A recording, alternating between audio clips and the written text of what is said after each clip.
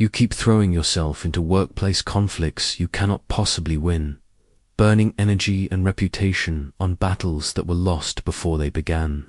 Every confrontation leaves you more frustrated and politically damaged while you watch smarter colleagues avoid these traps entirely, choosing their battles with surgical precision. I am Sun Tzu, the ancient strategist who mastered the art of winning without fighting.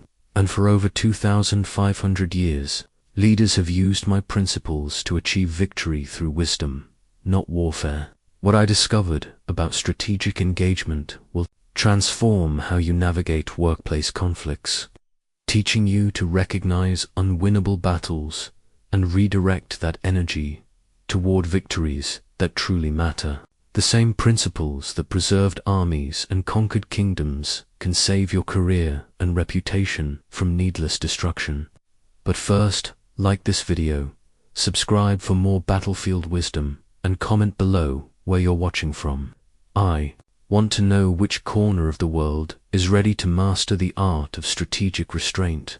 I carry with me always the memory of my father's broken sword, not as a relic of defeat, but as the most valuable lesson in my arsenal. The weapon shattered, not in glorious combat, but against a stone wall my father struck in rage after losing a battle he should never have fought.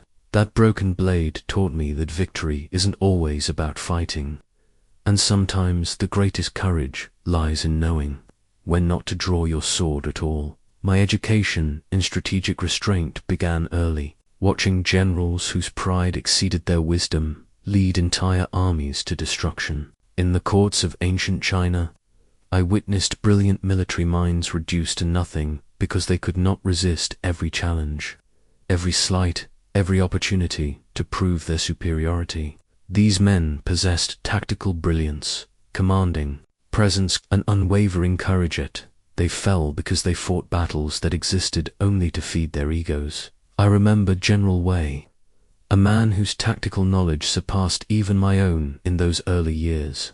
He commanded respect from every soldier under his banner and fear from every enemy who faced him. Yet Wei's downfall came not from any superior force, but from his inability to ignore a provocation from a minor border chief.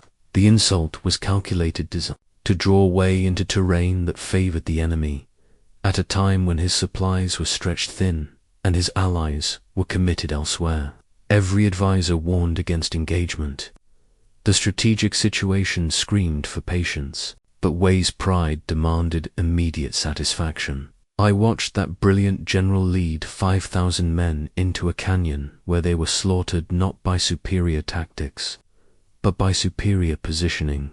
The enemy had chosen the battlefield, the timing, and the terms of engagement. Wei had simply provided the army. That day, I learned that tactical excellence means nothing when you're fighting the wrong battle at the wrong time for the wrong reasons. The moment of my own awakening came.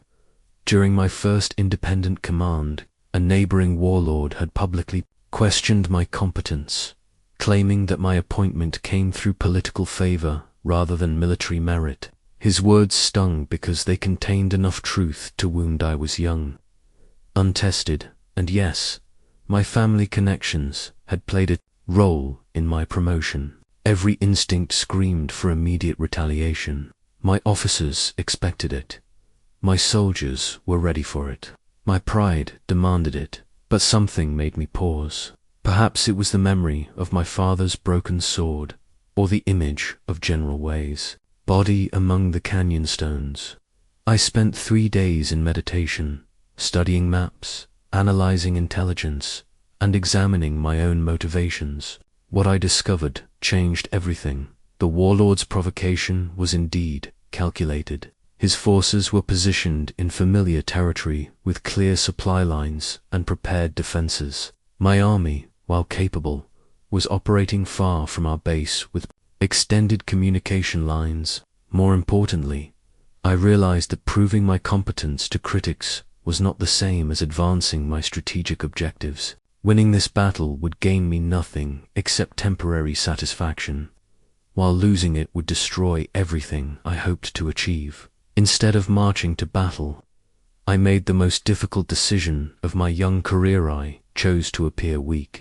I sent a diplomatic response that acknowledged the warlord's concerns and proposed a meeting to discuss our territorial boundaries. My officers were horrified. Some questioned whether I possessed the courage to lead, but I had learned that there are times when appearing weak is the strongest position of all. 6 months later, that same warlord found himself facing a coalition of 3 armies, while his own forces were depleted from a costly campaign against another neighbor. He sent desperate messages seeking alliance, offering the very territories he had once used to taunt me. One negotiated from a position of strength, gaining everything I had wanted originally and more without losing a single soldier. This experience taught me that restraint is not weakness, but the highest form of strategic thinking. In the modern workplace, I see the same patterns playing out daily. Talented professionals destroy their careers by responding to every slight, every challenge, every opportunity to prove themselves. They fight battles over email threads, engage in political conflicts that benefit no one, and exhaust their credibility on issues that will be forgotten within weeks. The lesson of my father's broken sword remains as relevant today as it was in ancient China. Sometimes the greatest victory comes from keeping your weapon sheathed, your energy preserved, and your focus on battles that truly matter for your ultimate success. In my tent, I kept 5 smooth stones arranged in a pattern that saved more lives than any weapon I ever wielded. These war council stones represented my framework for mapping conflicts before they began, and they taught me to recognize battles doomed from the start. The first stone represented enemy strength, not just numbers, but capability, motivation, and resources. I learned this painfully when I underestimated a smaller force defending their homeland. Their numerical disadvantage meant nothing when fighting for their family's survival, while my larger army fought only for my ambition.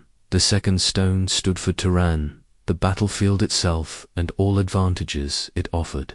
This extended beyond geography to include political landscape and positioning. In your modern workplace, terrain includes organizational politics, company culture, and business environment. Fighting your supervisor during budget season is like attacking uphill in a thunderstorm. The third stone represented timing, the rhythm of events that determines when action succeeds or fails.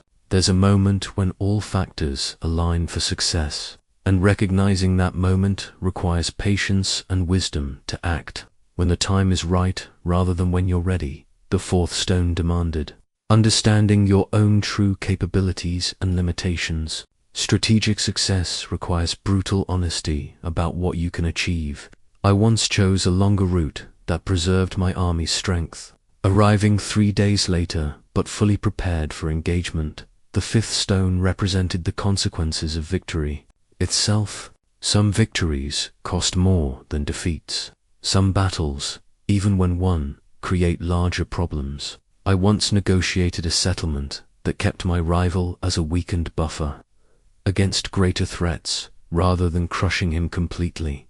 The most instructive example came during the Riverside campaign.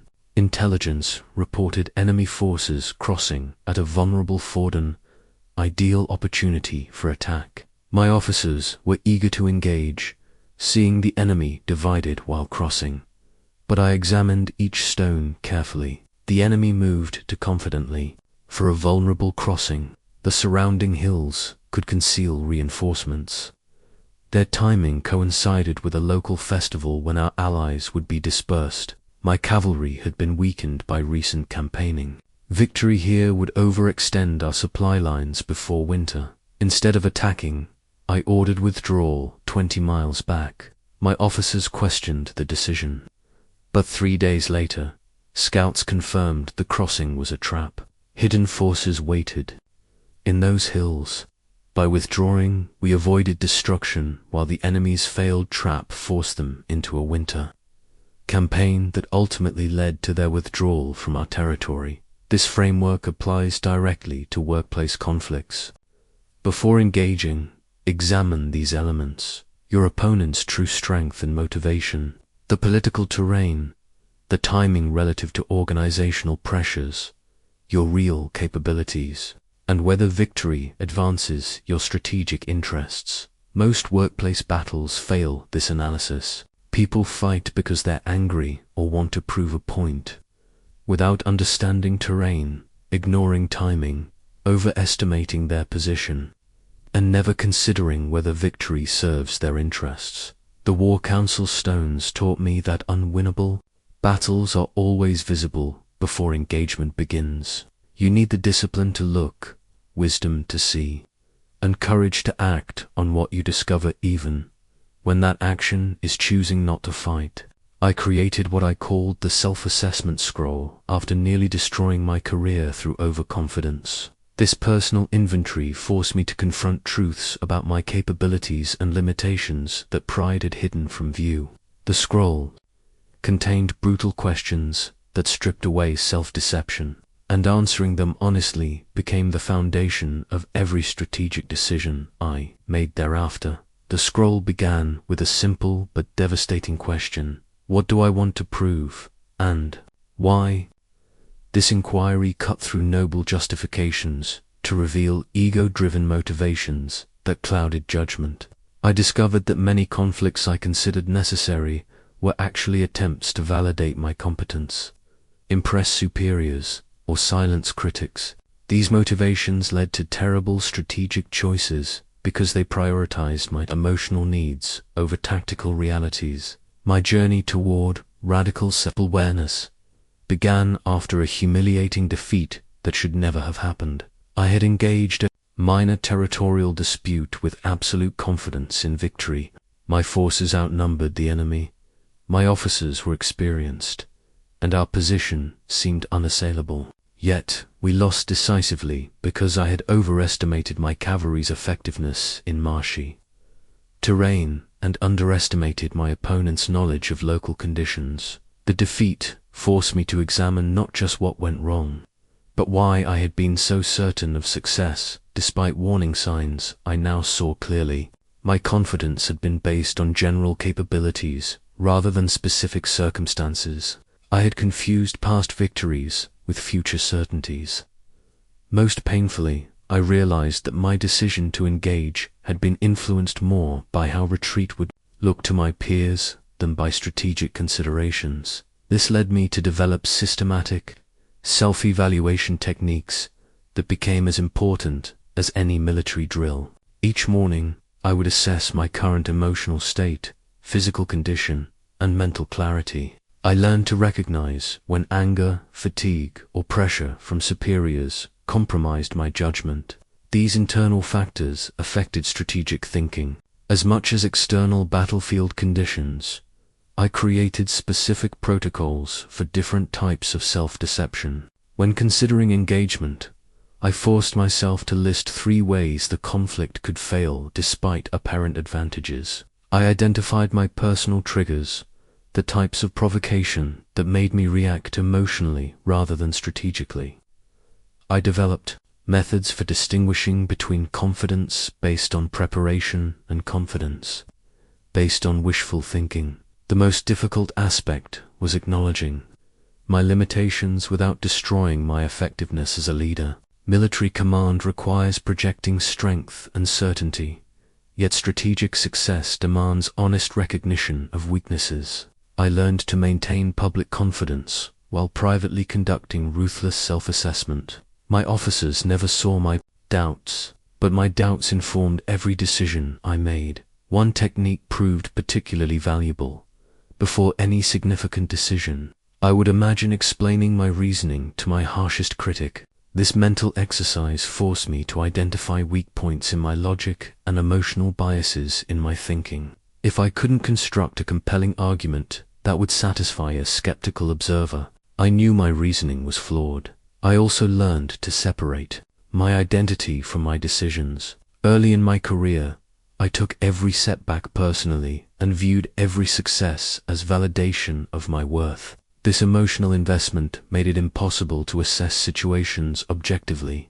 Strategic thinking requires treating successes and failures as information rather than judgments of personal value. The self-assessment scroll ultimately revealed that overestimating capabilities was just as dangerous as underestimating them. False modesty led to missed opportunities, while false confidence led to unnecessary risks. Accurate self-knowledge meant understanding both strengths and limitations, then making decisions that maximized advantages while minimizing exposure to weaknesses. In your modern workplace, this same self-assessment discipline can prevent career damage. Conflicts. Before engaging in any confrontation, examine your motivations honestly. Are you fighting to advance strategic objectives or to prove something about yourself? Do you have the political capital, technical expertise, and organizational support necessary for success? What are your emotional triggers, and are they influencing your judgment? Most workplace conflicts begin with professionals who overestimate their position, underestimate their opponents, or engage for ego-driven reasons they refuse to acknowledge. They fight battles to prove their competence rather than advance their careers, and they consistently choose emotional satisfaction over strategic advantage. The foundation of strategic restraint is knowing yourself, completely your capabilities, limitations, motivations, and biases. Only when you see yourself clearly can you assess conflicts accurately and choose your battles wisely. Self-deception in strategic thinking is like fighting blind. You may strike with great force, but you're more likely to hit air than achieve your objectives. My enemy intelligence codex saved more lives than any tactical manual ever written. This systematic method for understanding adversaries completely transformed how I approached conflict, teaching me that most battles are lost not through inferior force, but through fighting shadows instead of real opponents. The Codex organized intelligence into 5 critical categories, each revealing different aspects of enemy capability and intention. First was material strength, numbers, resources, equipment, and logistical capacity. But this obvious intelligence often misled commanders who stopped there. An army's size meant nothing without understanding its cohesion, motivation, and leadership. Quality, second, was positional advantage, their terrain, alliances, timing preferences, and strategic positioning. I learned that enemies rarely chose battlegrounds randomly. Understanding why they preferred certain positions revealed their strategic thinking and often exposed weaknesses they were trying to hide. Third was leadership psychology, the decision-makers, personalities, motivations, fears, and patterns of behavior. Some leaders were cautious, others reckless. Some prized honor above advantage, others would sacrifice anything for victory. Knowing these tendencies allowed me to predict their responses and shape encounters accordingly. Fourth was organizational culture, how their forces functioned, what they valued, where their loyalties lay. An army of mercenaries fought differently than soldiers defending their homeland. Professional troops responded differently to setbacks than zealous believers. These cultural factors determined how forces would perform under pressure. Fifth was hidden motivations, the real reasons behind their actions as opposed to stated objectives. Surface justifications rarely revealed true intentions. A territorial dispute might actually be about trade routes. A personal challenge might mask political maneuvering. Understanding hidden agendas was crucial for predicting future moves. Learned the importance of complete intelligence during what became known as the Ghost Army campaign. Initial reports described a formidable enemy force, advancing toward our territory with apparent confidence and superior numbers. Every conventional assessment suggested we should avoid engagement and seek defensive positions, but I applied my intelligence codex systematically. Material strength analysis revealed that while their army was large, recent campaigns had depleted their best units. Positional intelligence showed they were operating far from their supply bases in unfamiliar territory. Leadership assessment indicated their commander was ambitious but inexperienced, likely seeking a quick victory to establish his reputation. Organizational culture examination revealed something crucial. This was not a unified force, but a coalition of different factions with competing interests. Hidden motivation analysis suggested the campaign was politically motivated, designed to unite fractious allies through external conquest rather than achieve strategic military objectives. This intelligence revealed that what appeared to be a strong, confident advance was actually a desperate gambit by a weak coalition, trying to solve internal problems through external victory. Instead of avoiding battle, I chose a strategy of controlled engagement that prolonged the conflict just enough to expose the coalition's internal tensions. Within 2 weeks, their alliance collapsed. The ambitious commander was recalled by his own allies, and the supposedly formidable army dissolved into its component parts, each faction retreating to protect its own interests. Most professionals today make the same mistake I once made. They fight their assumptions about opponents rather than the actual people they face. They assume adversaries think like they do, value what they value, and operate according to familiar patterns. This leads to strategic disasters when enemies behave differently than expected. In your workplace, this intelligence gathering applies directly. Before engaging any conflict, understand your opponent's real position, motivations, and constraints. What pressures are they under? What do they actually want, as opposed to what they claim to want? Who are their allies, and what are those relationships based on? What are their professional strengths and weaknesses? I've seen countless professionals destroy their careers by fighting imaginary enemies. They assume colleagues who disagree with them are malicious when they might simply have different information. They interpret political maneuvering as personal attacks when it might be organizational survival. They respond to perceived threats that exist only in their own minds. Effective intelligence gathering in modern organizations requires systematic observation, careful listening, and patient analysis. Most workplace conflicts involve misunderstandings, competing priorities, or structural tensions rather than personal animosity. Understanding these real dynamics allows you to address actual problems. Instead of shadowboxing with fantasies, the fatal mistake is making assumptions about enemies.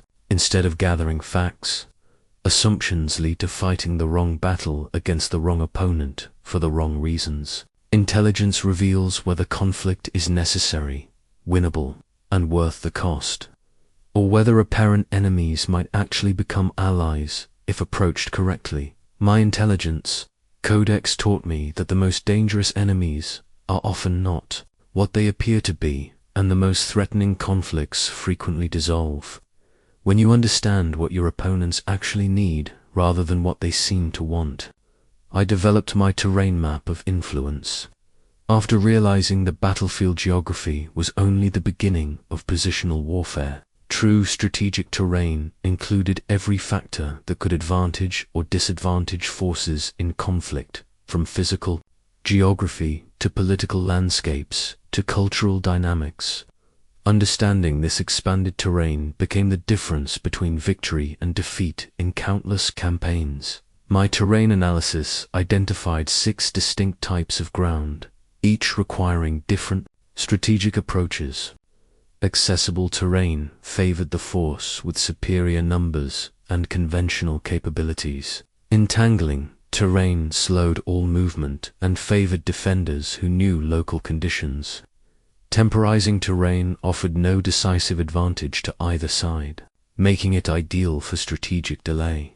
Narrow terrain channeled conflict into predictable patterns that could be exploited or avoided. Precipitous terrain was dangerous for everyone, but offered dramatic advantages to forces that could control the high ground. Distant terrain was so far from support that commitment meant accepting extreme risk. The most instructive example came during my campaign against the Mountain Alliance. Initial intelligence suggested we faced a conventional military problem, reduce several fortified positions in difficult terrain. But applying my terrain mapping revealed a completely different strategic landscape. The physical terrain heavily favored defenders, making direct assault costly and uncertain. But the political terrain was more complex. The alliance consisted of 3 independent groups, united only by shared opposition to our expansion. Each group controlled different resources and had distinct vulnerabilities. The economic terrain revealed that our opponents depended on trade routes we could easily disrupt. The cultural terrain showed that 2 of the 3 groups had historical animosities that careful maneuvering could exploit. The temporal terrain indicated that winter would strain their coalition far more than our centralized supply system. Instead of attacking their strongest positions, I concentrated on controlling the terrain that mattered most, the trade routes that funded their resistance, the communication lines that coordinated their efforts, and the seasonal timing that would test their unity. Within 4 months, the alliance dissolved without a major battle.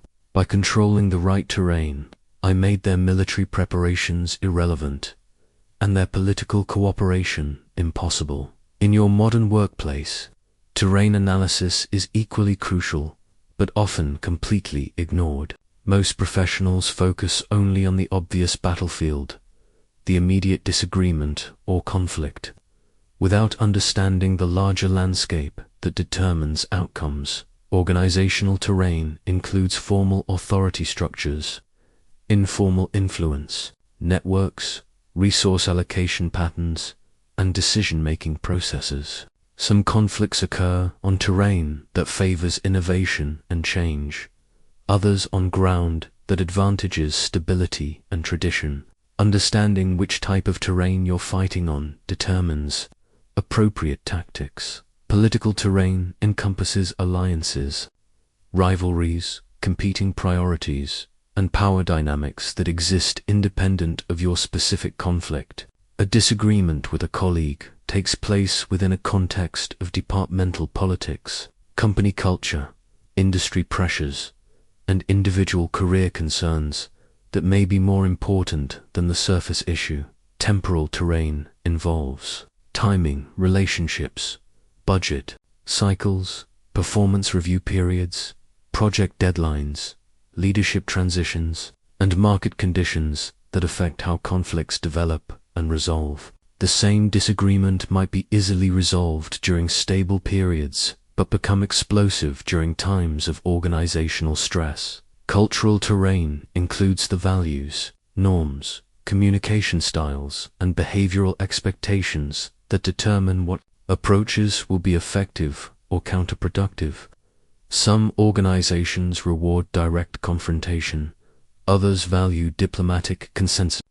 Some cultures prioritize individual achievement, others emphasize team harmony. Economic terrain encompasses resource constraints, cost pressures, revenue concerns, and competitive dynamics that influence what solutions are possible and what outcomes are acceptable.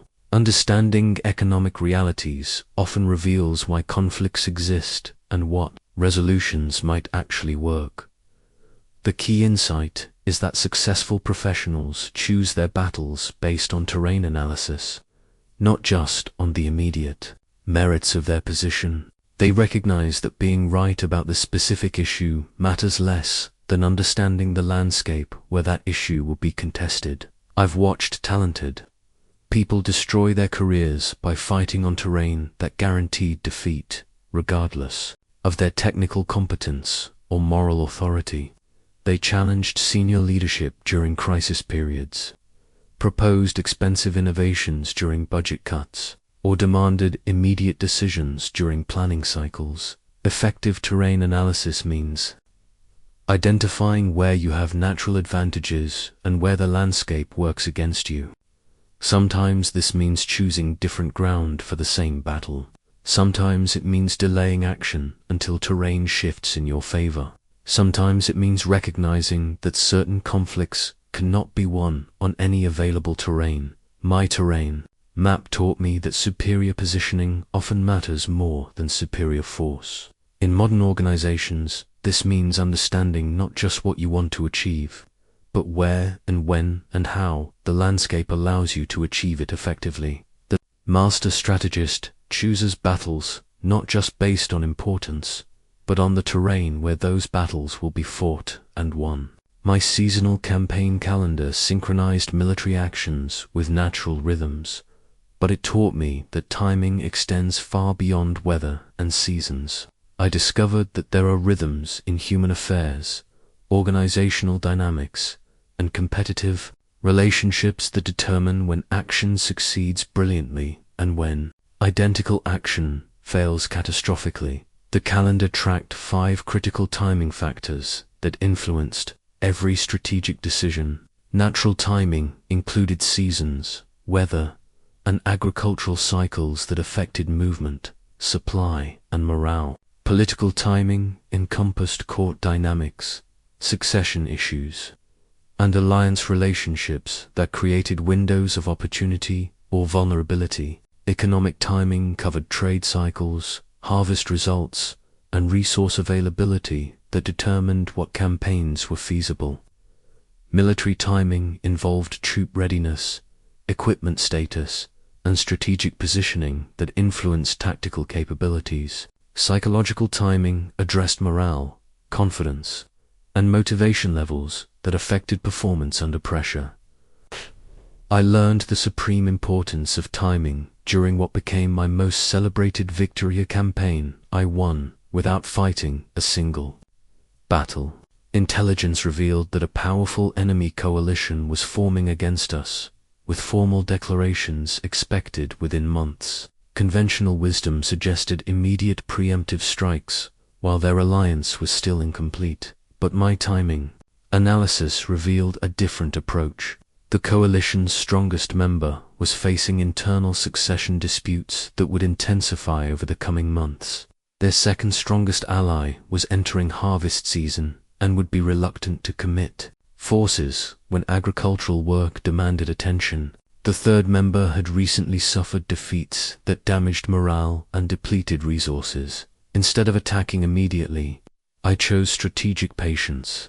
I positioned forces defensively, sent diplomatic communications that delayed formal declarations, and waited for the coalition's internal timing contradictions to develop. Over the next 6 months, everything unfolded as the timing analysis predicted. The succession dispute escalated into civil conflict that paralyzed the strongest member. Harvest concerns kept the second allied forces committed to agricultural protection. The third member's internal problems worsened, making them increasingly unreliable partners. When I finally moved, it was not against a strong coalition, but against individual opponents who were isolated, distracted, and weakened by their own timing problems. What could have been a brutal multi-front war became a series of minor diplomatic negotiations that achieved all our strategic objectives. This experience taught me that patience is often the most aggressive strategy available. Waiting for the right moment frequently accomplishes more than immediate action. Because timing can multiply force effectiveness or render superior capabilities irrelevant in your modern workplace, timing mastery can transform your effectiveness dramatically. Every organization has rhythms and cycles that create opportunities and obstacles. Understanding these patterns allows you to align your initiatives with supportive timing rather than fighting against organizational momentum. Budget cycles create distinct periods when resource requests succeed or fail. Performance review seasons affect how conflicts are perceived and resolved. Project deadlines and product launches generate stress that changes normal decision-making patterns. Leadership transitions create uncertainty that can advantage or disadvantage different initiatives. Industry timing also matters enormously. Economic conditions, regulatory changes, competitive pressures, and technological shifts create windows when certain actions become possible or necessary. What seems impossible during stable periods might become inevitable during times of change. Personal timing involves your own career cycles, skill development, relationship building, and reputation status that influence your ability to undertake different challenges. Sometimes the right action at the wrong time in your career can be more damaging than taking no action at all. I've observed professionals with excellent ideas fail completely because they pushed for implementation at the wrong time, while others with mediocre proposals succeeded through superior timing. The difference often comes down to understanding organizational rhythms and aligning action with supportive momentum. Effective timing requires both patience and decisiveness. Patience to wait for advantageous moments and decisiveness to act when those moments arrive. Many opportunities are lost, not through poor timing, but through failure to recognize when timing has shifted in your favor. The master strategist treats time as a strategic resource that can be invested, saved, or spent. Sometimes the highest value action is doing nothing until circumstances improve. Sometimes urgent action is required to catch timing windows that will close quickly. My seasonal calendar taught me that there is a time for every strategic purpose.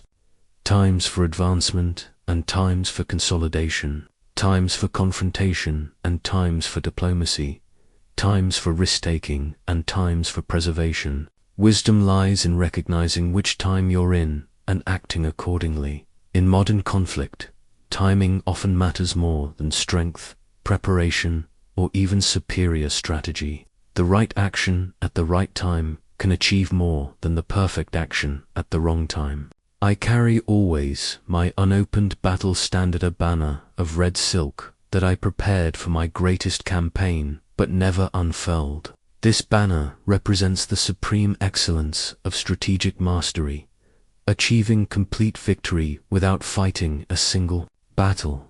The campaign that made this possible taught me that the highest skill in conflict is making conflict unnecessary. The banner was crafted for what seemed destined to be the largest military engagement of my career. The kingdom of Zhao had been raiding our territories for 3 years, growing bolder with each successful incursion. Their king, emboldened by recent victories against our neighbors, had declared his intention to seize our 3 northern provinces permanently. Our intelligence estimated they could field twice our numbers. With superior cavalry and advantageous positioning, every military advisor recommended immediate mobilization. Our allies urged aggressive response before Zhao could consolidate their gains. The court demanded action to preserve our honor. The people expected protection from continued raids. Yet something about the situation troubled me, and I spent weeks analyzing what conventional wisdom accepted as inevitable war. My analysis revealed that while Zhao possessed tactical advantages, their strategic position contained fatal weaknesses that direct military confrontation would never expose. Their territorial gains were actually overextending their supply lines and creating defensive obligations they couldn't sustain. Their recent victories had made them confident but also complacent. Most importantly, their aggressive expansion was creating fear among neutral kingdoms that could be turned to our advantage. Instead of mobilizing my army, I began a campaign of strategic positioning that turned Zhao's apparent strengths into vulnerabilities. First, I negotiated defensive alliances with 2 previously neutral kingdoms, promising mutual protection against aggressive expansion. This created a coalition that surrounded Zhao's new territories while demonstrating our diplomatic rather than military response. Second, I implemented an economic strategy that disrupted Zhao's trade relationships without direct confrontation. By offering better terms to their trading partners and establishing alternative routes that bypassed Shu-controlled territory, I gradually isolated their economy and reduced the resources available for military campaigns. Third, I initiated a psychological campaign that exploited Zhao's overconfidence. Through carefully managed intelligence leaks, I suggested that our apparent military inaction masked extensive secret preparations. This forced Zhao to maintain expensive defensive positions, while uncertainty about our true intentions created internal debate about their strategy. Fourth, I addressed the raiding problem through diplomatic channels, proposing a joint commission to address border disputes while simultaneously positioning forces that made raids costly without appearing aggressive. This transformed random violence into a formal process that favored patient negotiation over immediate action. The results exceeded every possible military outcome. Within 8 months, Zhao's king faced internal rebellions in the overextended territories he had conquered. His economy was strained by defensive preparations against threats that never materialized. His allies began questioning the wisdom of aggressive expansion that provoked unified opposition from neighbors. The king, who had threatened invasion, sent ambassadors requesting a face-to-face meeting to discuss territorial agreements. In our negotiations, he voluntarily withdrew from 2 of the 3 provinces he had claimed, formalized borders that gave us better defensive positions than we had possessed originally, and agreed to joint patrols that eliminated raiding entirely. I achieved every strategic objective while preserving all our forces, avoiding the destruction of war, and establishing relationships that prevented future conflicts. The unopened banner became a symbol of the supreme excellence, subduing enemies without fighting by making their aggression self-defeating. This principle applies directly to modern workplace conflicts. The highest level of professional skill is resolving challenges without confrontational battles that damage relationships, consume resources, and create ongoing tensions. Instead of fighting problems directly, strategic professionals create conditions where problems resolve themselves. When facing difficult colleagues, superior positioning means understanding their pressures and motivations well enough to align your objectives with solutions that serve their interests. When dealing with organizational resistance, diplomatic approaches often achieve more than forceful advocacy.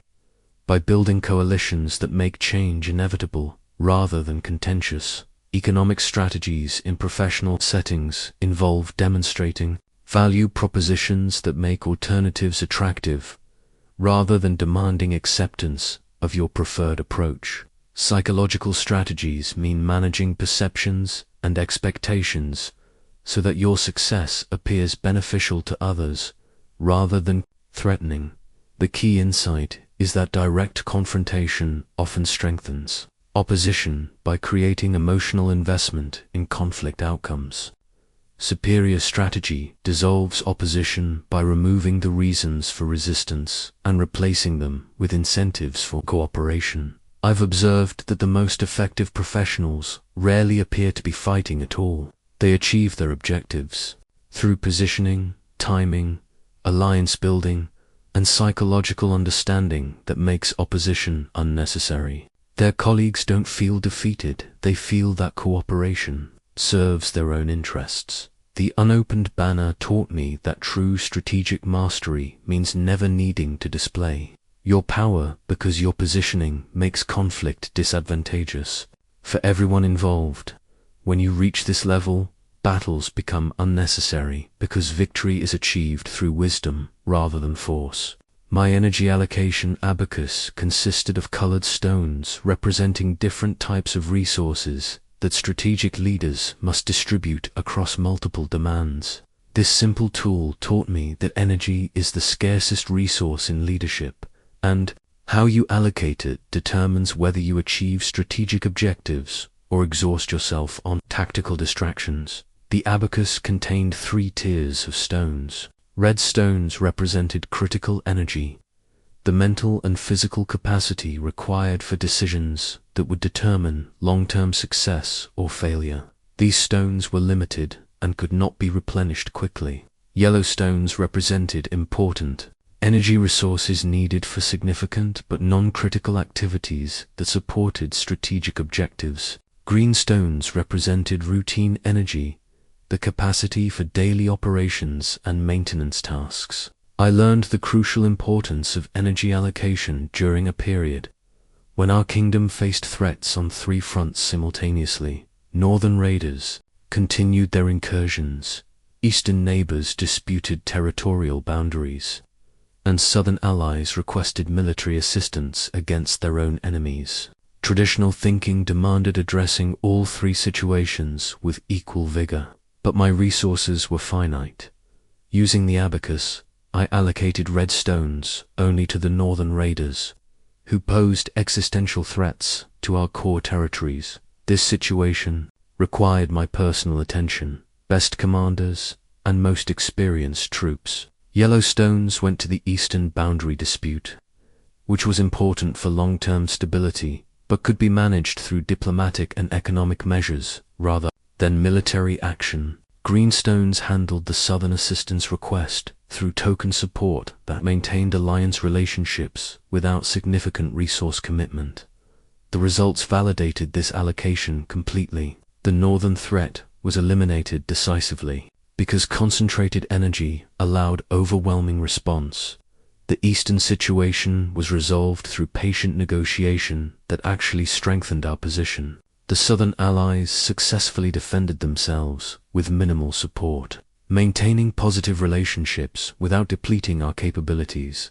Had I distributed energy equally across all three situations, none would have been resolved effectively. The critical northern threat might have persisted. The eastern negotiations could have dragged on indefinitely, and the southern assistance would have weakened us without providing decisive help. This experience taught me that strategic leaders must constantly distinguish between urgent and important, between critical and merely significant, between battles that require maximum effort and those that can be managed with minimal resources. The fatal error is treating all demands as equally deserving of energy investment. The abacus revealed three principles of strategic energy management. First, concentration of force applies to energy as much as military power-focused effort on critical objectives achieves more than dispersed effort across multiple goals. Second, energy allocation must be based on strategic importance rather than immediate pressure. The loudest problems are not always the most important ones. Third, some battles are fought not to win, but to manage, maintaining adequate attention, while preserving resources for critical engagements. In your modern workplace, energy management determines professional effectiveness more than technical skills or work ethic. Every professional faces more demands than they can handle optimally, requiring constant decisions about where to invest limited mental and emotional resources. Critical energy should be reserved for career-defining projects, relationship building with key stakeholders, and skill development that creates competitive advantages. These investments require peak performance and cannot be done effectively when you're exhausted from lesser priorities. Important. Energy handles significant but non-critical responsibilities that support your strategic objectives without requiring maximum effort. These activities deserve professional attention, but not perfectionist investment. Good enough is actually good enough when it preserves energy for critical priorities. Routine energy manages daily operations, administrative tasks, and maintenance activities that must be done but don't require creativity or strategic thinking. The goal is efficiency rather than excellence, completion rather than optimization. I've observed countless professionals destroy their effectiveness by investing critical energy in routine problems while neglecting strategic opportunities. They exhaust themselves responding to every email urgently, attending every meeting completely engaged, and treating every conflict as requiring maximum effort. The most successful professionals I've encountered are ruthless about energy allocation. They identify their three most important objectives and ensure those receive their peak capabilities. Everything else gets appropriate but limited attention based on actual rather than perceived importance. Energy management also requires understanding your personal rhythms and capacity limits. Some people think most clearly in the morning, others late at night. Some can sustain high performance for short bursts. Others prefer steady application over longer periods. Strategic energy allocation means aligning your most important work with your peak capabilities. The abacus taught me that leadership is fundamentally about resource allocation, and the most important resource you allocate is your own energy. How you distribute this scarce capacity across competing demands determines whether you achieve strategic success or tactical exhaustion. Save your red stones for battles that truly matter, because you don't have enough of them to fight every conflict at maximum intensity. My defeat recognition manual catalogued the warning signs that predict certain failure with mathematical precision. After witnessing countless capable leaders destroy themselves through preventable disasters, I developed a systematic approach to recognizing doomed enterprises before commitment became catastrophic. This manual saved more careers than any tactical innovation I ever created. The manual identified 7 warning signs that appeared consistently before inevitable defeats. First was resource disproportion, when the energy required for success exceeded available capacity by margins that optimism could not bridge. Second was timeline impossibility, when deadlines or external pressures made adequate preparation impossible, regardless of effort invested. Third was stakeholder misalignment, when key supporters had conflicting objectives that would emerge as obstacles once engagement began. Fourth was terrain disadvantage, when the landscape of conflict favored opponents so heavily that superior performance could not overcome positional weakness. Fifth was timing contradiction, when external rhythms worked against success, regardless of internal readiness. Sixth was capability mismatch, when required skills differed fundamentally from available competencies. Seventh was consequence asymmetry, when failure costs exceeded victory benefits by ratios that made engagement strategically irrational. I learned to recognize these patterns during the siege of Fortress Liang, where every warning sign appeared, but pride prevented withdrawal until disaster became inevitable. Initial assessments suggested a difficult but achievable objective. The fortress controlled strategic trade routes. Its capture would secure our southern borders. An intelligence indicated moderate defensive capabilities, but systematic analysis revealed fatal problems that enthusiasm had obscured.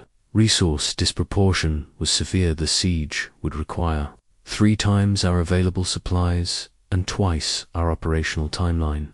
Stakeholder misalignment was hidden but critical.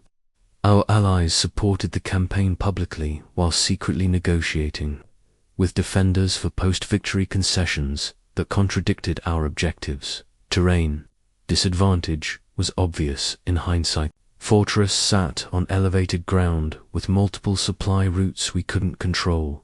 Timing worked against us, as the siege would extend into winter when defensive advantages increased dramatically. Our capability mismatch was stark. Siege warfare required specialized skills our forces had never developed. Finally, consequence asymmetry was devastating. Failure would destroy our army, while success would gain territory we couldn't hold. Despite recognizing these warning signs, I continued the siege because abandoning it would appear weak and disappoint allies who expected aggressive action. This decision taught me that sunk cost fallacy destroys even experienced strategists when eager investment overrides strategic analysis. The siege lasted for months and ended in catastrophic defeat. We lost 60% of our forces, depleted our treasury, damaged relationships with allies who blamed our leadership for the disaster, and gained nothing except bitter knowledge about the cost of ignoring obvious warning signs. This experience forced me to develop protocols for objective situation assessment that removed emotional investment from strategic decisions. When warning signs appeared, I would conduct formal analysis using predetermined criteria rather than hoping that effort could overcome impossible circumstances. The manual's most valuable insight was that defeat patterns are visible early, but become irreversible once commitment reaches certain thresholds. Early recognition allows strategic withdrawal with minimal losses, but delayed acknowledgement leads to compounding disasters where each additional investment makes eventual failure more expensive. In your modern workplace, these same defeat patterns appear regularly in projects, relationships, and career decisions that professionals pursue despite obvious warning signs. Resource disproportion appears when people take on responsibilities that exceed their available time, energy, or skills. Timeline impossibility emerges when deadlines make quality work impossible regardless of effort invested. Stakeholder misalignment occurs when colleagues, supervisors, or clients have conflicting expectations that will create problems once work begins.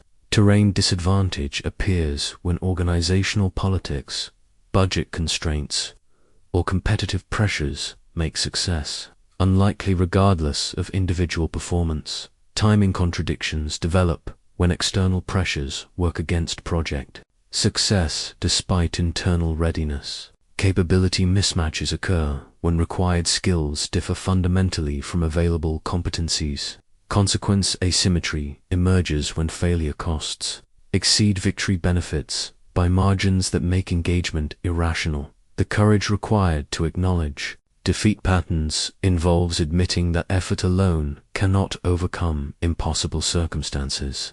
Most professionals continue doomed projects because they hope determination will substitute for strategic analysis. But hope is not a strategy, and effort cannot violate mathematical realities. Effective pattern recognition requires separating emotional investment from objective assessment.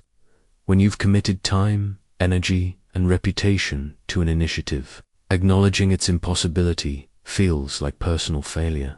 But continuing impossible projects guarantees larger failures that damage more than just individual pride. My defeat recognition manual taught me that the highest form of strategic courage is acknowledging when circumstances make success impossible, and withdrawing resources for deployment in winnable situations. This requires distinguishing between temporary setbacks that persistence can overcome, and fundamental impossibilities that persistence only makes more expensive. Pattern recognition protects strategic leaders from their own optimism, determination, and pride, qualities that drive success in possible situations but create disasters when applied to impossible ones. My retreat horn was crafted from brass with inscriptions that reminded me that strategic withdrawal is advanced positioning, not defeat. The horn's clear tone could signal 5 different types of withdrawal, each designed for specific circumstances, where disengagement served strategic objectives better than continued fighting. Learning to sound these signals correctly became one of my most valuable leadership skills. The 5 withdrawal types addressed different strategic situations. Tactical withdrawal preserved forces when immediate circumstances were unfavorable, but overall strategy remained sound. Positional withdrawal moved conflict to more advantageous terrain without abandoning objectives. Temporal withdrawal delayed engagement until timing improved. Economic withdrawal conserved resources for more important battles. Diplomatic withdrawal transformed military problems into political solutions. I learned the art of strategic withdrawal during what historians call the Phantom Victory Campaign. Enemy forces had occupied a fortified position that controlled access to our capital city. Their presence threatened our core territories and demanded immediate response. Every military principle suggested direct assault to reclaim strategic ground, but analysis revealed that immediate attack would cost thousands of lives for questionable gain. The enemy position was strong, but required constant supply from distant bases. Their occupation was politically motivated, designed to force negotiations rather than achieve permanent conquest. Most importantly, intelligence suggested that maintaining Their forward position was straining their resources more than losing its strained hours. Instead of attacking, I implemented a tactical withdrawal that appeared to concede the position while actually creating conditions for effortless victory. I moved our forces back 20 miles to defensible terrain, establishing strong fortifications that blocked further enemy advance while cutting their supply lines. This withdrawal confused everyone. Our allies questioned our resolve, our enemies suspected a trap, and my own officers worried about morale effects. But the positioning achieved exactly what direct assault could not. It made the enemy position untenable without fighting for it. Within 6 weeks, the enemy abandoned their fortification voluntarily. Their supply difficulties had become impossible. Their political objectives were undermined by our refusal to provide the dramatic confrontation they needed, and their forces were needed elsewhere for defensive purposes.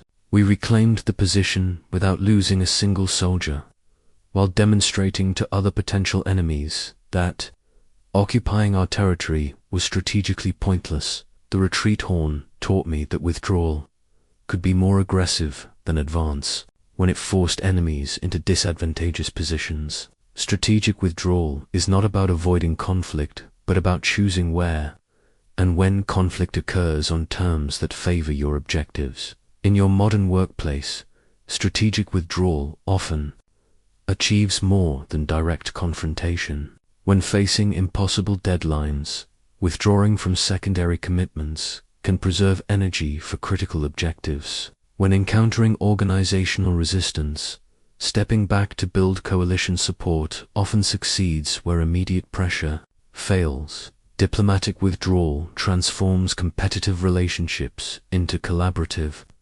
ones by removing the adversarial framework that makes cooperation difficult. Instead of fighting colleagues over resources or recognition, strategic professionals often withdraw from competition to focus on value creation that benefits everyone. Economic withdrawal conserves political capital for battles that matter more than immediate victories.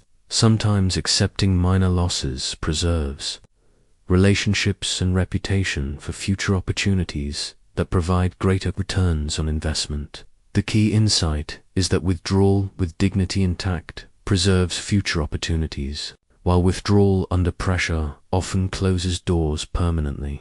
Strategic withdrawal occurs before circumstances force retreat, allowing you to frame disengagement as strategic choice rather than tactical necessity. I've observed that the most successful professionals mastered the art of graceful withdrawal from conflicts that don't serve their long-term interests. They recognize when persistence becomes counterproductive and redirect energy toward more promising opportunities. Effective withdrawal requires clear communication about your strategic reasoning to maintain relationships and prevent misunderstandings. People need to understand that your disengagement reflects strategic priorities rather than weakness or disinterest. The retreat horn's 5 signals taught me that there are many ways to withdraw strategically, each appropriate for different circumstances. The art lies in choosing the right type of withdrawal and executing it in ways that advance rather than compromise your strategic position. Strategic withdrawal is not retreat, it's repositioning for better opportunities to achieve your objectives through superior positioning rather than direct force. My battle selection matrix was a decision-making framework that evaluated potential conflicts across 5 critical dimensions before committing resources to engagement. This matrix prevented countless strategic disasters by forcing systematic analysis of whether specific battles deserved investment of limited energy and political capital. The 5 factors were strategic alignment, resource proportion, probability of success, opportunity cost, and long-term consequences. Strategic alignment measured how directly the conflict served ultimate objectives versus ego satisfaction or immediate pressures. Resource proportion compared required investment against available capacity and expected returns. Probability assessed realistic chances of achieving desired outcomes.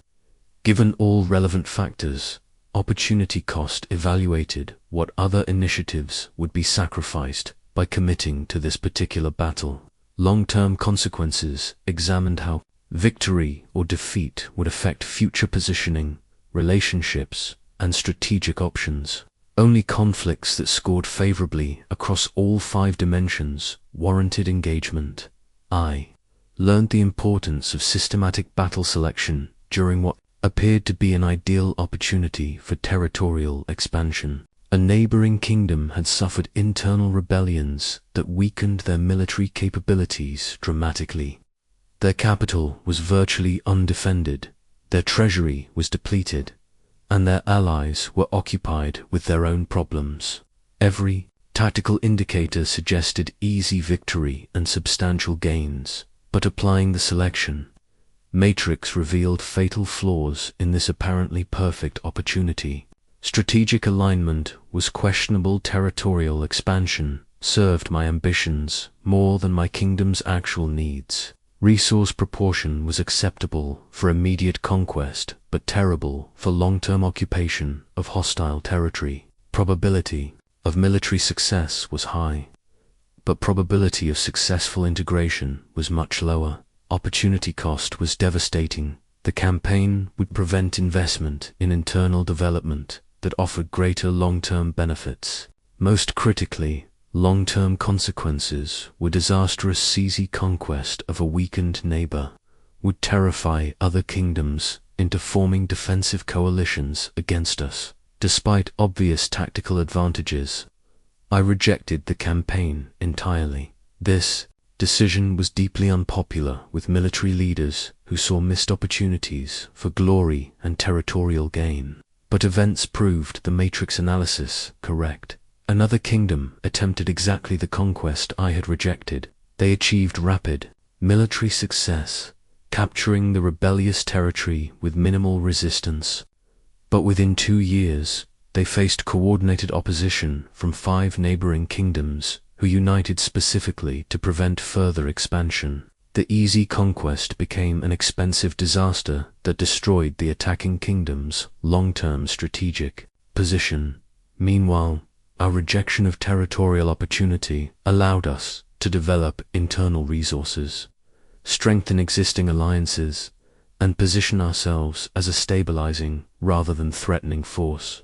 When the territorial situation eventually stabilized, we gained influence throughout the region without fighting any battles at all. This experience taught me that rejecting the wrong battle is often more valuable than winning it. Strategic leaders must constantly resist tactical opportunities that don't serve strategic objectives, immediate victories that create long-term problems, and ego-satisfying conflicts that waste resources needed for more important challenges. In your modern workplace, systematic battle selection can transform your effectiveness by ensuring energy investment in conflicts that actually advance your career objectives.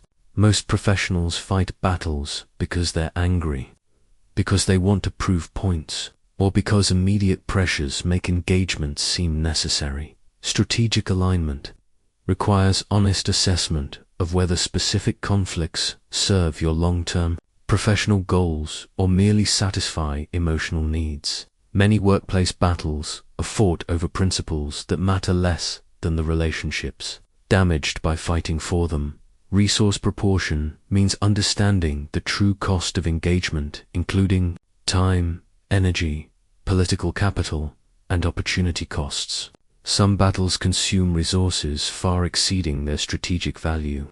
Regardless of whether you win or lose them, probability assessment requires realistic evaluation of your chances for achieving desired outcomes given organizational politics, power dynamics, and competing priorities. Fighting battles you cannot win wastes resources and damages credibility for future conflicts that might be winnable. Opportunity cost analysis examines what you sacrifice by committing to particular conflicts. Every battle fought prevents investment in other initiatives that might provide greater career advancement or strategic positioning.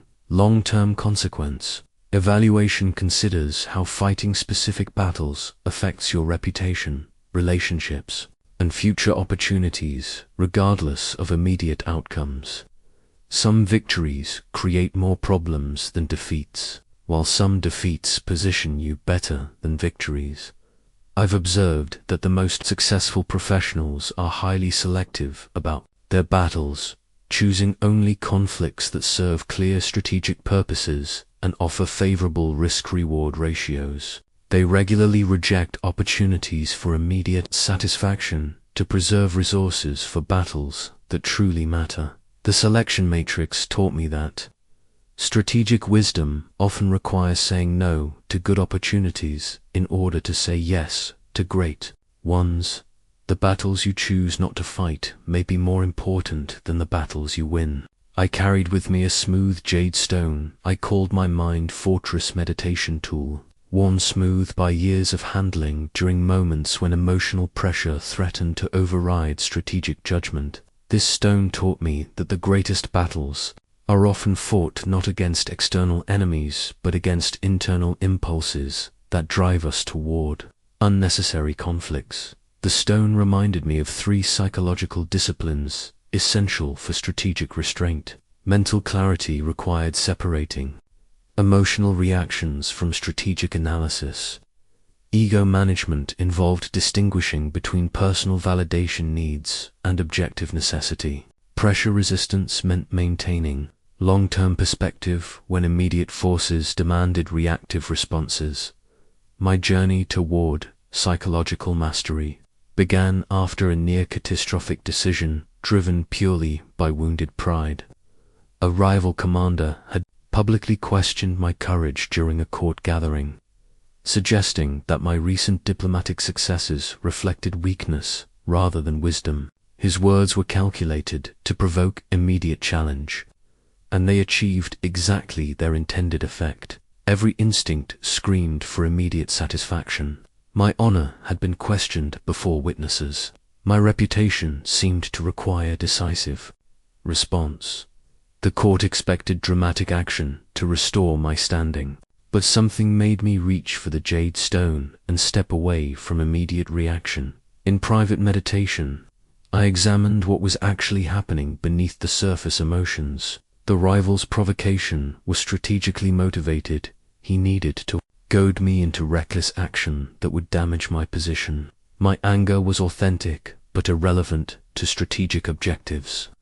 The court's expectations reflected entertainment value more than strategic wisdom. Most importantly, I recognized that my hurt pride was demanding satisfaction that would serve his objectives rather than mine. Fighting to prove my courage would validate his framing of diplomatic success as weakness.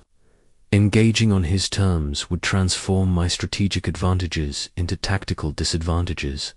Instead of responding emotionally, I chose a response that demonstrated confidence rather than defensiveness. At the next court gathering, I publicly credited my rival's insights about courage, agreeing that true courage indeed required facing the most dangerous enemies available. I then announced my intention to campaign against our kingdom's most threatening external adversary, a challenge that required genuine courage and strategic skill. This response completely neutralized his provocation while positioning me as confident enough to accept criticism gracefully and brave enough to seek out real rather than manufactured challenges. Within months, I had achieved a significant victory that established my reputation definitively, while he remained trapped in court politics that led nowhere. The Jade Stone taught me that psychological mastery requires recognizing when emotions serve strategic purposes and when they simply create strategic vulnerabilities.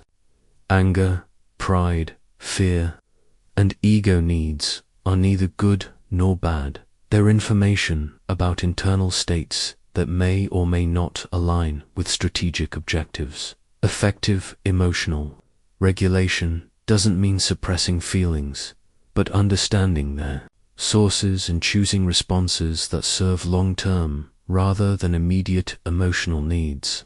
Strategic leaders feel the same emotions as everyone else, but process them through decision-making frameworks that prioritize strategic effectiveness over emotional satisfaction in your modern workplace. Psychological discipline determines whether you respond to provocations strategically or reactively. Colleagues who challenge your competence, supervisors who question your contributions, and competitors who attempt to undermine your position all create emotional pressure for immediate response. The key insight is that most provocations are strategically motivated rather than personally meaningful. People challenge you because they benefit from your emotional reactions, not because they actually doubt your capabilities. Responding defensively validates their strategy and gives them exactly what they wanted.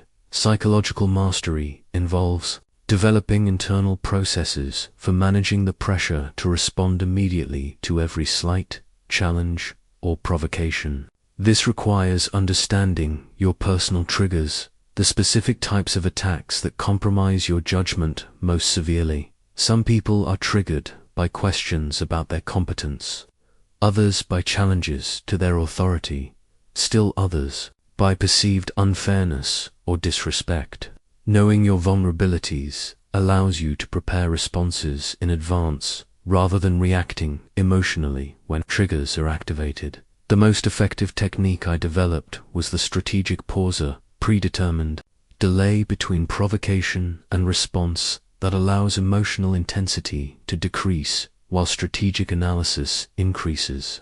This pause can be as simple as saying, "Let me think about that," or as elaborate as scheduling formal meetings to address concerns systematically. Strategic pauses serve multiple purposes.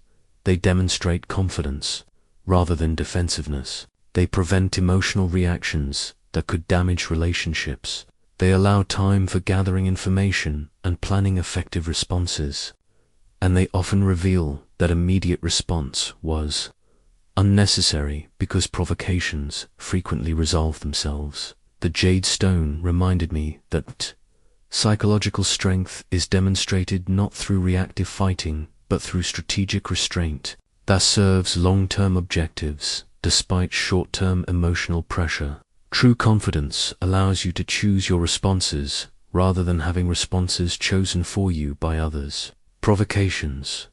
Mental discipline is the foundation of strategic restraint, because strategic thinking is impossible when emotions overwhelm judgment and ego needs override objective analysis. My alliance seal was carved from white jade with symbols representing the 3 pillars of strategic partnership: mutual benefit, shared risk, and aligned timing. This seal formalized relationships that achieved more through cooperation than conquest ever could, teaching me that creating allies is infinitely more powerful than defeating enemies. The 3 pillars formed the foundation of every successful alliance I negotiated. Mutual benefit required that cooperation serve each party's strategic interests genuinely rather than extracting advantage from weakness. Shared risk meant that partners had comparable stakes in outcomes, preventing one-sided relationships that created resentment. Aligned timing ensured that all parties were ready for cooperation and could commit resources when needed. I discovered the supreme power of alliance building during what became known as the Convergence Campaign. 3 separate kingdoms posed different threats to our security: northern raiders who controlled strategic passes, eastern merchants who dominated critical trade routes, and southern warlords who threatened our agricultural regions. Conventional strategy suggested addressing each threat sequentially through military action, but analysis revealed that direct confrontation with any of these powers would be costly and might drive the others into defensive alliance against us. Instead of fighting 3 separate wars, I chose to transform potential enemies into strategic partners through carefully structured alliances. The northern raiders controlled passes we needed but lacked agricultural resources for their growing population. I proposed a partnership where we would provide grain in exchange for secure passage and joint control of the mountain routes. This alliance gave them food security while giving us strategic access. The Eastern merchants dominated trade but needed military protection for their caravans. I offered defensive services in exchange for preferential trading terms and intelligence about regional political developments. This partnership gave them security while giving us economic advantages and strategic information. The southern warlords controlled agricultural land but lacked the technical knowledge for maximizing productivity. I provided agricultural advisors and irrigation expertise in exchange for food supplies and buffer territory against other threats. This alliance gave them prosperity while giving us resources and strategic depth. These three alliances accomplished what military conquest could not: complete strategic security achieved through cooperation rather than domination. Each former enemy became a stakeholder in our mutual success rather than an opponent to be defeated. The alliance seal taught me that the strongest strategic positions are built on relationships where other parties benefit from your success rather than profit from your failure. This requires shifting from competitive thinking that seeks advantage through others' weakness to strategic thinking that creates value for everyone involved. In your modern workplace, alliance building can transform competitive relationships into collaborative ones that advance everyone's objectives simultaneously. Instead of fighting colleagues for limited resources or recognition, strategic professionals often create partnerships that expand opportunities for mutual benefit. Effective workplace alliances require understanding what other people actually need, rather than what they claim to want. Many apparent conflicts stem from competition for resources that could be shared or objectives that could be aligned through creative cooperation. The key insight is that most workplace relationships can be structured as alliances, rather than competitions, if you understand each party's strategic interests deeply enough to identify opportunities for mutual benefit. This requires moving beyond surface disagreements to understand underlying motivations and constraints. Mutual benefit analysis examines how cooperation could serve each party's strategic objectives better than competition or conflict. Sometimes this means sharing credit for achievements, sometimes pooling resources for larger initiatives, sometimes exchanging expertise or access to different networks. Shared risk assessment ensures that partnerships involve comparable commitments from all parties, preventing relationships where one person provides most of the value while others receive most of the benefits. Sustainable alliances require balanced investment and balanced returns. Aligned timing consideration addresses whether all parties are ready for cooperation and can commit the necessary resources when needed. Some potential alliances fail not because the strategic logic is flawed, but because timing doesn't work for one or more participants. I've observed that the most successful professionals are alliance builders who create networks of relationships where other people benefit from their success. These networks provide support during difficult periods, amplify achievements during successful ones, and create opportunities that would be impossible through individual effort alone. Alliance building requires patience because relationships develop over time through consistent demonstration of mutual benefit rather than immediate dramatic gestures. But the strategic advantages of strong alliances compound over years, creating positioning that cannot be achieved through individual capability alone.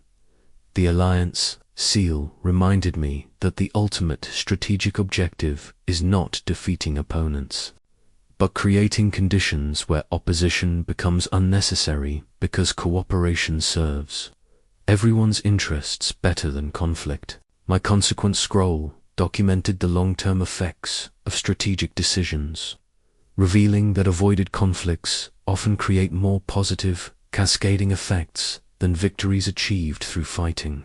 This scroll taught me that strategic restraint generates compound benefits that multiply over time, creating advantages that direct confrontation could never achieve. The scroll tracked 3 types of ripple effects.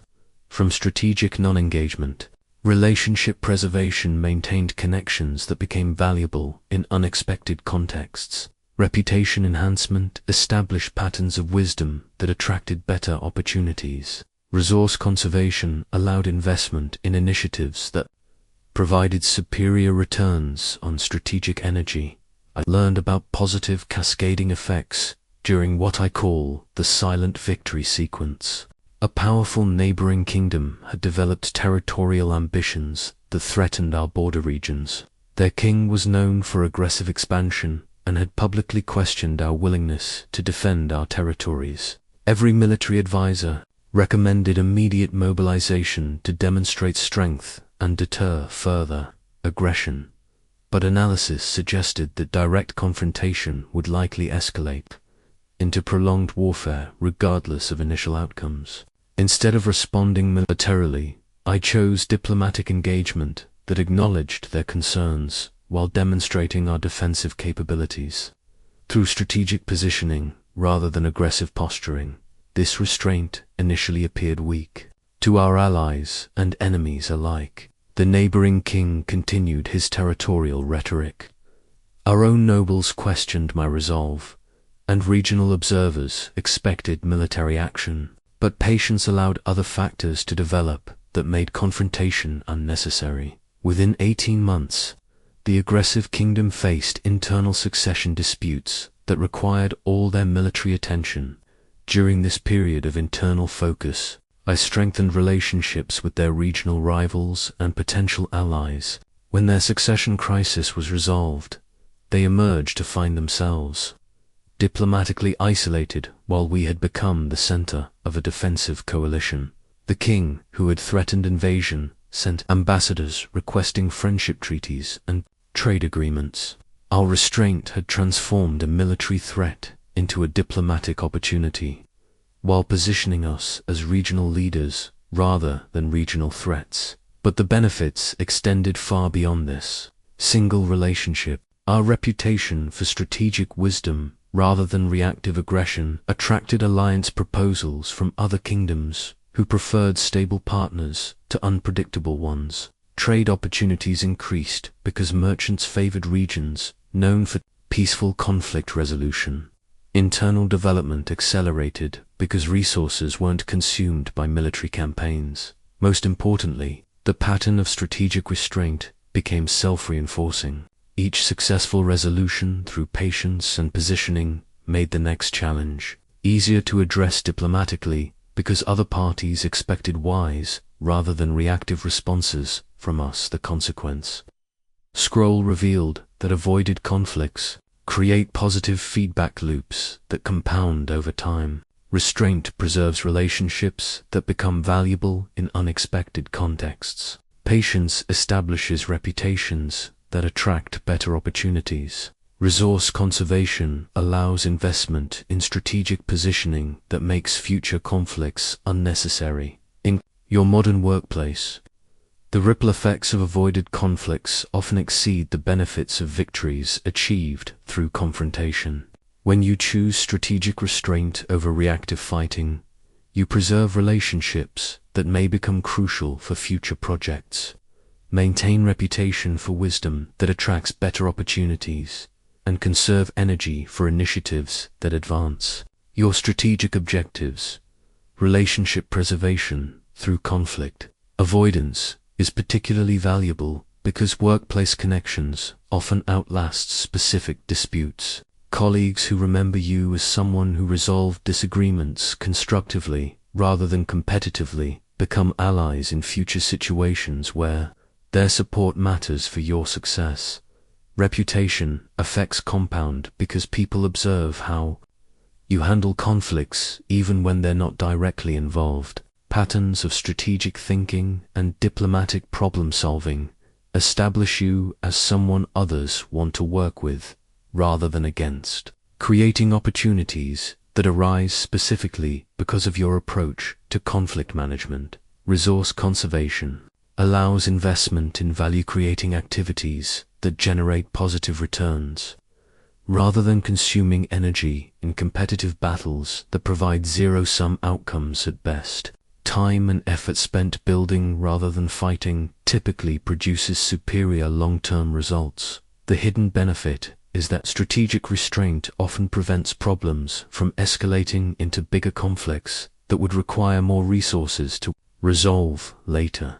Early diplomatic intervention can prevent workplace disagreements from becoming departmental politics or personal animosities that damage effectiveness for extended periods. I've observed that professionals known for strategic wisdom attract better opportunities because colleagues and supervisors prefer working with people who solve problems rather than create them. This reputation advantage compounds over time, creating career trajectories that would be impossible to achieve through competitive fighting.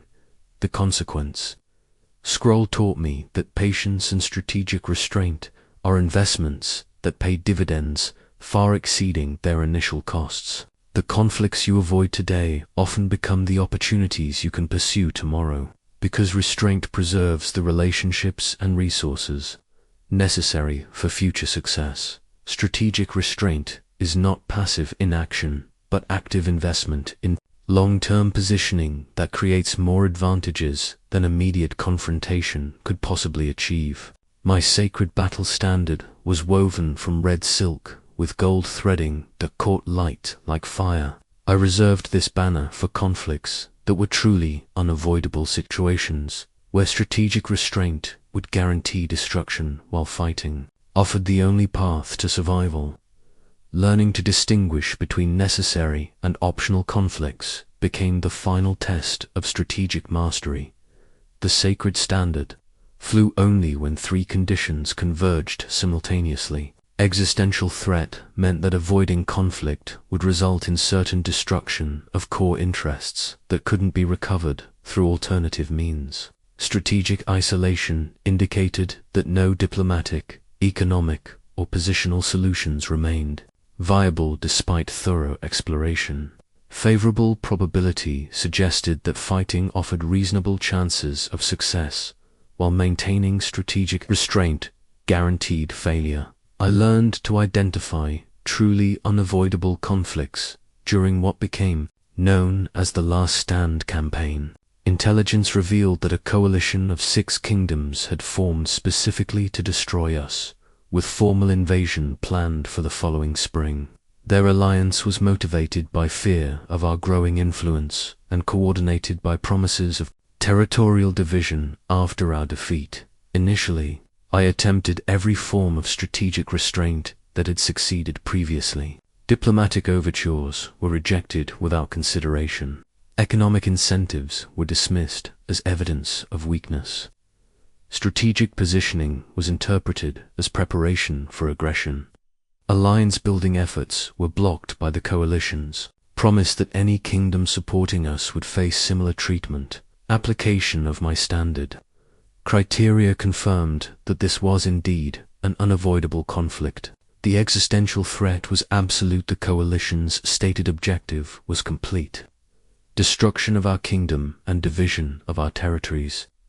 Strategic isolation was complete. No diplomatic solution remained possible once the coalition had committed to invasion.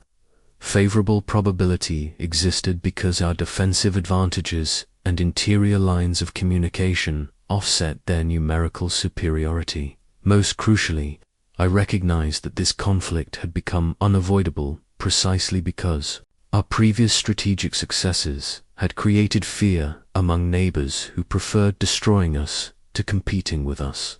Sometimes strategic excellence itself creates circumstances that require fighting because other parties cannot tolerate your continued success. When I unfurled the sacred battle standard, every aspect of our strategy changed.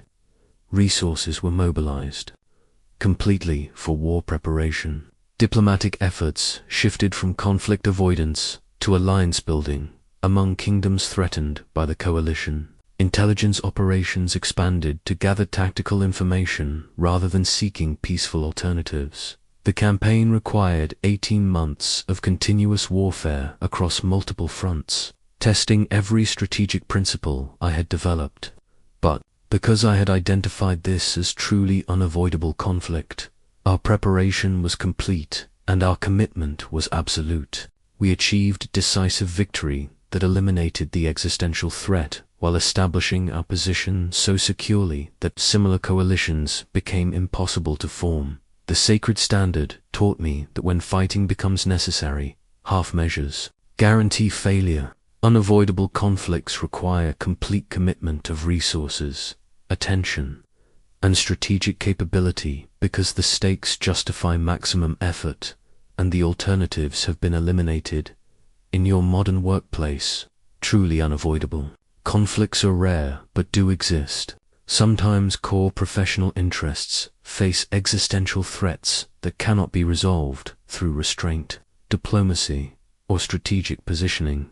Sometimes organizational or competitive dynamics create situations where fighting becomes the only alternative to certain defeat. The key distinction is between conflicts you choose to fight and conflicts you must fight. Most workplace battles fall into the first category. They could be avoided through strategic restraint, diplomatic engagement, or alternative approaches. But occasionally circumstances arise where avoiding conflict guarantees worse outcomes than engaging it. Existential threat assessment examines whether avoiding conflict would result in certain destruction of core career interests that couldn't be recovered through other means.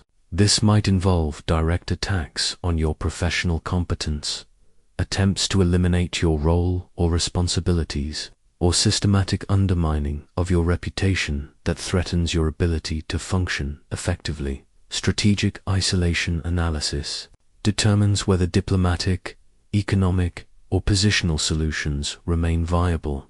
Sometimes organizational politics, competitive dynamics, or personal animosities create situations where alternative approaches have been eliminated, and direct engagement becomes the only remaining option. Favorable probability evaluation assesses whether fighting offers reasonable chances of success.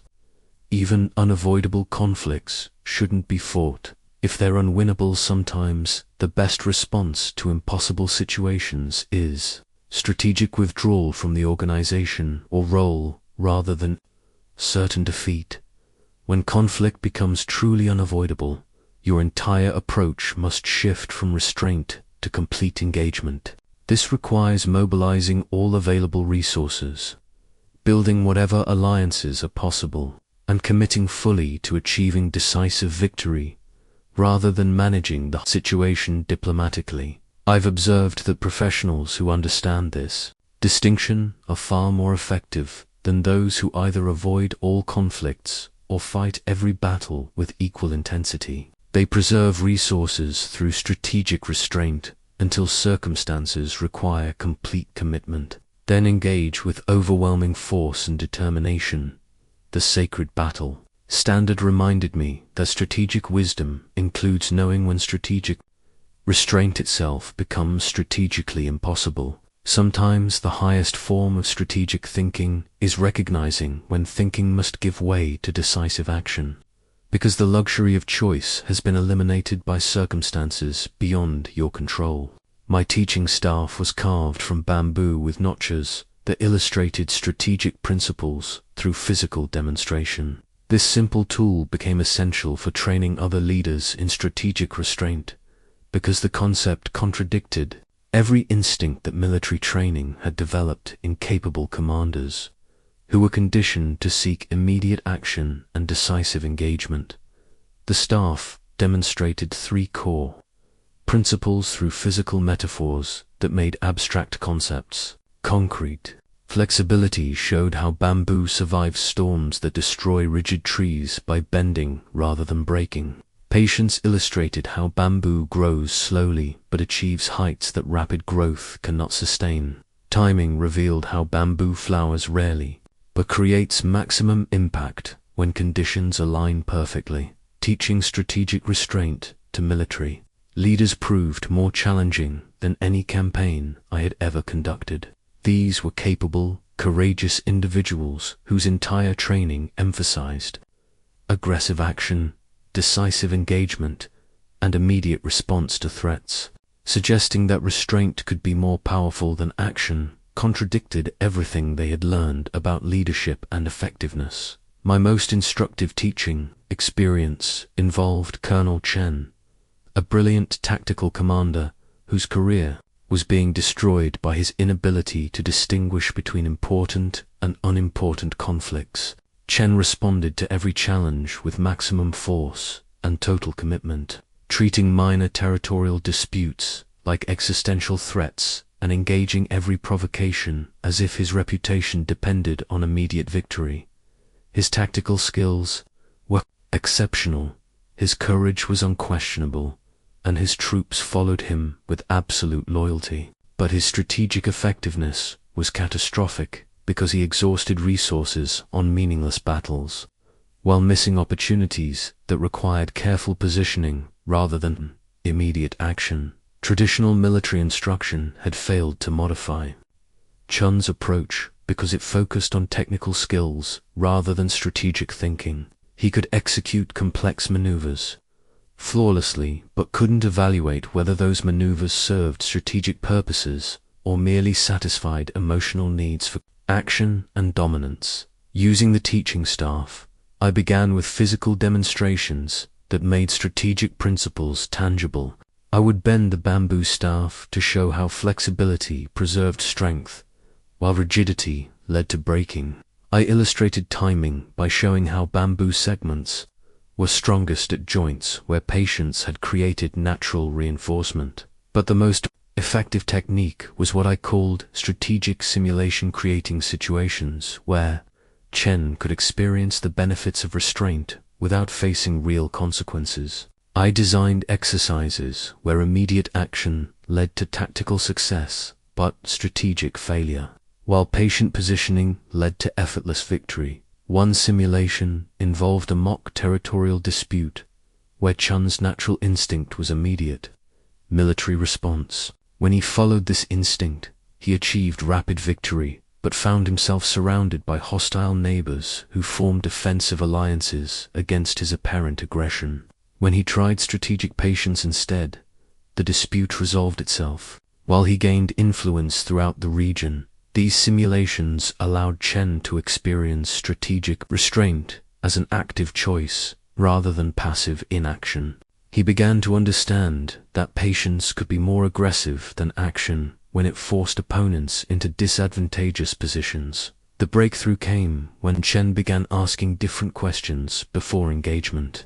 Instead of, "How can I win this battle?"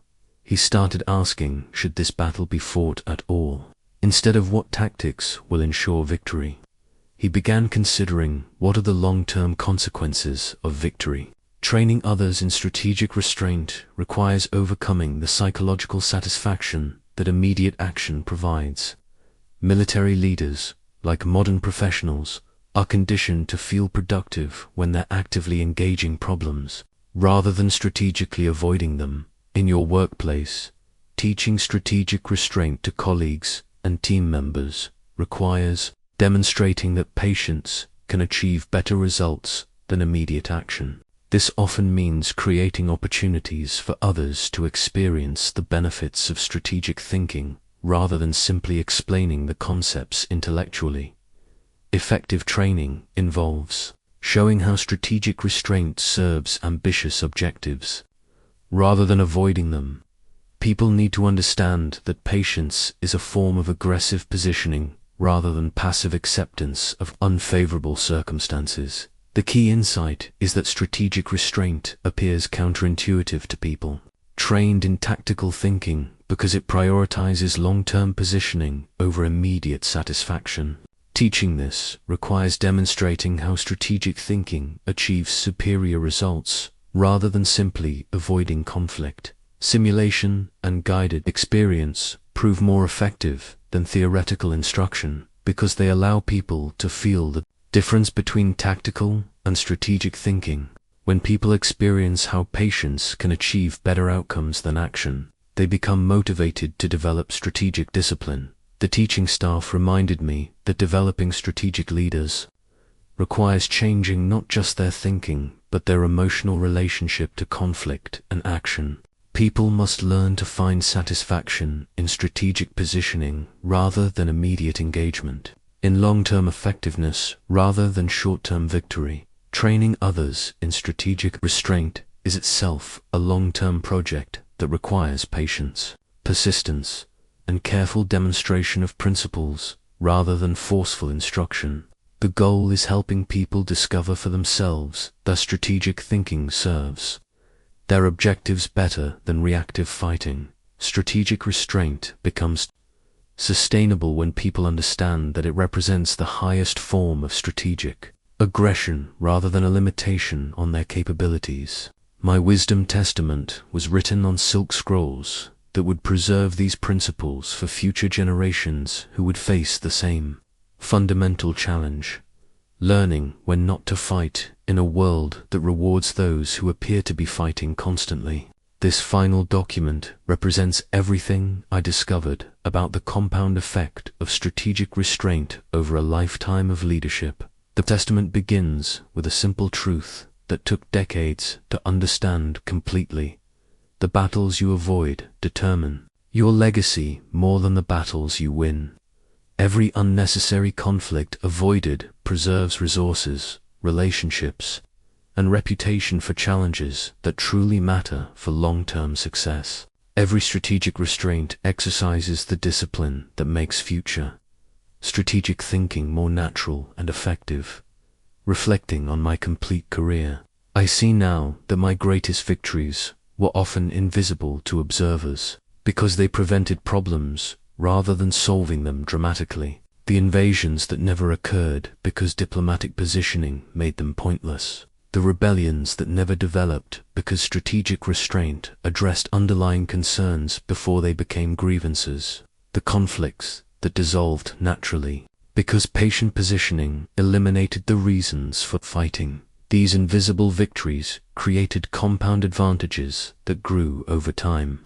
Each avoided conflict preserved resources for strategic investments that generated superior returns. Each demonstration of wisdom attracted allies and opportunities that would have been impossible to achieve through fighting. Each pattern of strategic restraint established reputation advantages that made future challenges easier to resolve diplomatically. But the most profound benefit was internal. The peace and confidence that comes from mastering strategic restraint rather than being driven by emotional reactions to every provocation. When you understand that your response to conflict is always a choice rather than an automatic reaction, you gain psychological freedom that transforms every aspect of leadership effectiveness. Strategic mastery means recognizing that you cannot control what others do, but you can always control how you respond. This recognition eliminates the emotional pressure to react immediately to every challenge and creates space for strategic thinking, even in crisis situations. The compound effect of strategic restraint over time creates positioning that makes most conflicts unnecessary. When people know you choose your battles carefully, they're less likely to provoke unnecessary confrontations. When your reputation is based on wisdom rather than reactivity, others seek cooperation rather than competition. When your strategic thinking is trusted, people bring problems to you for solution rather than using them as weapons against you. My final challenge to you is to begin implementing these principles immediately, starting with the next conflict opportunity that presents itself. Instead of responding automatically to provocation, pause and apply the strategic frameworks I've shared.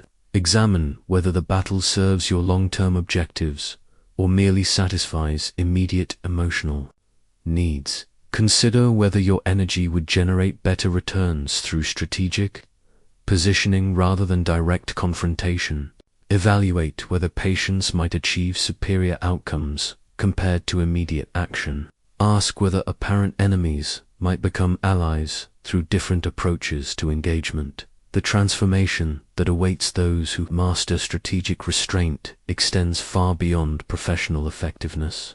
you will discover that the same principles that prevent unnecessary workplace conflicts also eliminate personal stress, relationship tensions, and emotional exhaustion that comes from fighting battles that don't serve your strategic interests. Strategic restraint is not about avoiding conflict, but about choosing conflicts that align with your ultimate objectives while avoiding those that waste resources on tactical satisfaction. It's about understanding that true strength is demonstrated through strategic choice rather than reactive response. Your legacy will be determined not by how many battles you fought, but by how wisely you chose which battles deserved your energy and commitment.